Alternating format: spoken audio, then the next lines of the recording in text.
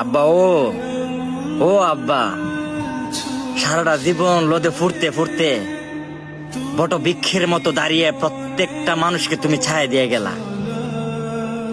তুমি আব্বা অপমানও সহ্য করতারো, অপবাদও সহ্য করতে পারো। এই জীবনের লগে এত দিন, বছরের পর বছর তুমি স্ট্রাগল করতে করতে তুমি নিঃস্ব হয়ে গেছো আব্বা। তারপরে তুমি হাল ছাড়ো নাই, তারপরেও তুমি হাল ছাড়ো না আব্বা। এই জীবনের লগে যুদ্ধ করতে করতে তুমি এখনো পর্যন্ত টিকে আছো।